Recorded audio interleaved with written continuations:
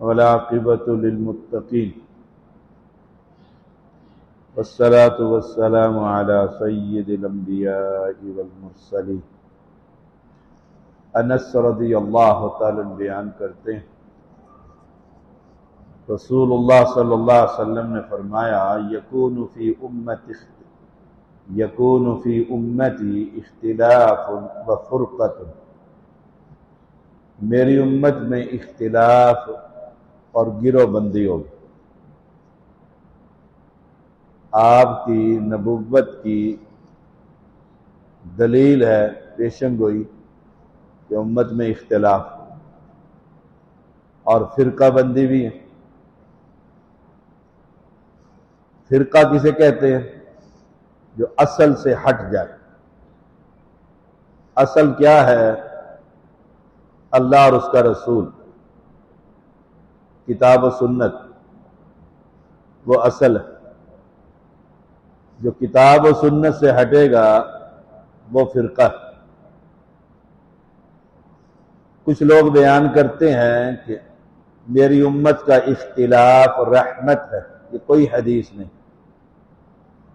اختلاف رحمت ہی نہیں ہو سکتا۔ باپ بیٹا لڑ پڑے ہیں گھر میں کہ جی بڑی رحمت ہے، میاں بیوی کا فساد ہو اور بزرگ کہیں جی بڑی رحمت ہے ہمارے گھر میں، جی صبح شام چمچہ کھڑکتا ہے۔ سبحان اللہ، اللہ ہر گھر میں اتفاق اور اتحاد کی فضا قائم رکھے۔ کچھ لوگ بیان کرتے ہیں ممبروں پر کہ میری امت کا اختلاف رحمت ہے، لوگ گردنیں کاٹ رہے ہیں، ایک دوسرے کی عبادت گاہوں میں بم بلاسٹ کر دیتے ہیں، رحمت ہے؟ معصوم بچے اور بے گناہ جی یہ فلاں فرقے کا مرکز ہے، بلاسٹ کرو۔ ابھی وہ باجوڑ میں ہوئے، کس طرح لوگ فوت ہوئے، کون سی نیکی ہے یہ؟ اختلاف۔ اتحاد میں، اتفاق میں برکت۔ اختلاف تو عذاب ہے۔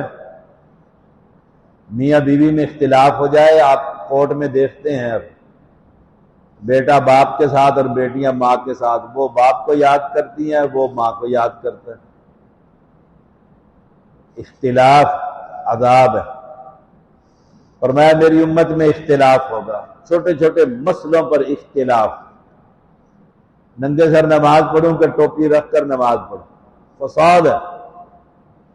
ننگے سر نماز پڑھنے والا دوسرے بھائیوں کی مسجد میں اگر مل جائے موقع، ہر چیز سر سے اتار کر رکھتا ہے تاکہ پتہ لگے ننگے سر نماز پڑھنا ہے۔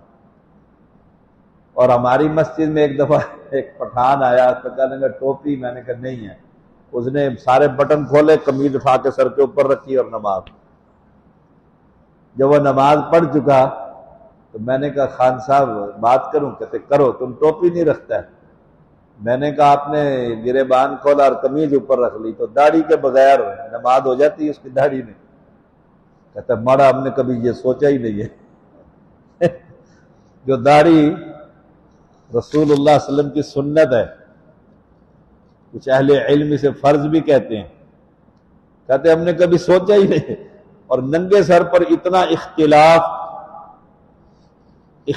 کس بات پر ہونا چاہیے کہ وہ قبر کی عبادت کرتا ہے، ہم اللہ کی عبادت کرتے ہیں۔ حق بنتا ہے اختلاف کرے۔ وہ غیر اللہ کے نام کی نیاز حسین دیتا ہے اور ہم صرف اللہ کے نام کی نیاز حلال سمجھتے ہیں۔ غیر اللہ کی نظر نیاز کو قرآن سورۃ المائدہ حرمت، حرام قرار دیتا ہے۔ اللہ تعالیٰ نے حرام کر دی جو غیر اللہ کے نام کی پکاری جائے۔ تو اختلاف جو ہے عقیدے پر ہو۔ ابراہیم علیہ السلام کا اختلاف ہے اپنے والد سے، کیوں؟ وہ پتھروں کو تراش کر پھر کہتے ہیں یہ مشکل کشا اور یہ سنتا ہے۔ انہوں نے کہا یا ابتی لا تعبد الشیطان، شیطان کی عبادت نہ کرو ابا جان۔ ابراہیم خلیل اللہ علیہ السلام کہہ رہے ہیں، حالانکہ وہ شیطان تو نہیں تھا، وہ تو پتھر ہے، اور پیغمبر کہہ رہے ہیں یہ شیطان کی عبادت۔ اصل شیطان کہتا ہے یہ پتھر سنتے ہیں، دیکھتے ہیں، اور ان قبروں والوں کی عبادت بھی شیطان کی عبادت ہے۔ ہندو جو ہے وہ کھڑا کر کے عبادت کرتا ہے، اور کلمہ پڑھنے والا لمبا ڈال کر قبر میں ماربل لگا کر اس کی عبادت کرتا ہے. اس پر اختلاف ہونا چاہیے. فرمایا اور گروہ بندی ہوگی، وہ فرقتن، فرقے فرقے فرقے، جماعتیں جماعتیں. اصل کیا ہے؟ اہل السنہ. اصل کیا ہے؟ جس کے پاس قرآن، جس کے پاس رسول اللہ صلی اللہ علیہ وسلم کی احادیث مبارکہ، بس یہ اصل ہے. امام مالک سے پوچھا کہ ان لوگوں کی اصلاح کیسے ہوگی؟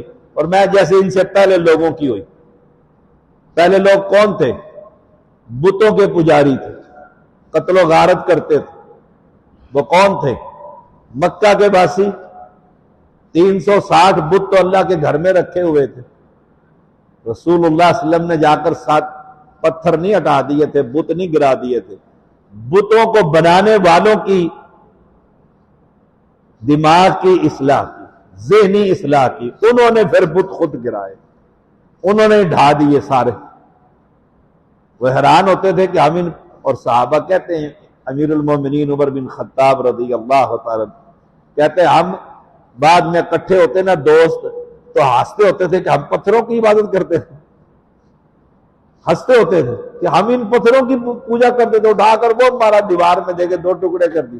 اور پہلے ڈرتے تھے کہ یہ بابا کچھ کر جائے گا. اور ہم بھی ڈرتے ہیں، گاڑی روک کر جب تک غلے میں جی ٹی روڈ پر پیسے نہ ڈالیں اور قبر والے کو سلام نہ کریں تو گاڑی نہیں. بابا جی، اور بابا جی کو بھی پتا ہے غلے پر تالا لگا کر رکھتا ہے کہ میں کچھ نہیں کر سکتا، یہ زندہ چوری کر لیتے. اتنا بڑا تالا غلے پر لگا ہوا ہے.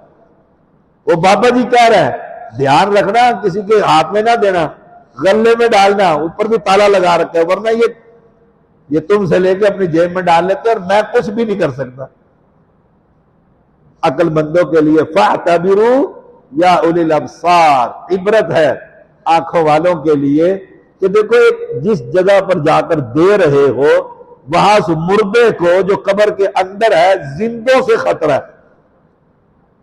آخری بات، ایک مقدمہ دائر ہوا نا سندھ کے اندر، تاریخی واقعہ. تو بزرگ کے اوپر جو لگا ہوا تھا نا لائٹیں جو لگی ہوتی، کیا کہتے ہیں اس کو؟ فانوس. وہ سونے کا تھا، کسی مرید نے لگا دیا. اور ایک علاقے کا چور ڈاکو جو تھا وہ اتار کر لے گیا، اسے ضرورت پڑی تو اس وقت تو مریدوں نے کچھ نہ کہا، مار دے گا. عدالت میں کیس کر دیا. عدالت نے، جج نے بلا لیا دونوں فریقوں کو. اس سے پوچھا تم نے چوری کی ہے؟ اس نے کہا جی بالکل کی ہے، میں اتار کر لے کے گیا اور ان کے سامنے لے کر گیا ہوں، مریدوں کے سامنے لے کر گیا ہوں. اس نے کیوں؟ اس نے میں نے چوری سے کر لی تھی توبہ. میں بزرگوں کی قبر پر آیا اور میں نے کہا جی میں نے چوری سے کر لی ہے توبہ، اب میرے رزق کا بندوبست کرو. تو بابا جی مجھے خواب میں رات کو آ کے کہنے لگے میرے قبر پر فانوس لگا ہوا، اتار کے لے جا، بچوں کو کھانا کھلا. میں آیا، میں دن میں لے گیا ان کے سامنے اتار کر، یہ سارے بیٹھے ہوئے تھے.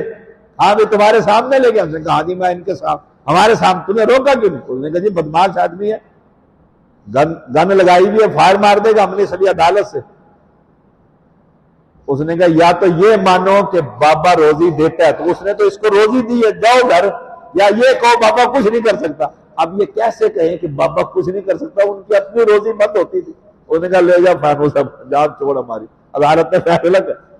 یا تو یہ مانو کہ یہ سنتا ہی نہیں، جب مانتے ہو سنتا ہے دیتا ہے، تو بابا نے مرید کو خود ہی فانوس دیا. چلو عدالت سے ریٹ ختم کرو تمہاری. یہ حال ہے. تو فرمایا یہ فرقے ہوں گے، جماعت بنے گی، پارٹیاں بنیں گی. تم نے کس کے ساتھ رہنا ہے؟ کلہم فی النار الا ملۃ واحدہ، جس کے پاس قرآن ہے، جس کے پاس حدیث. صلی اللہ علیہ وسلم.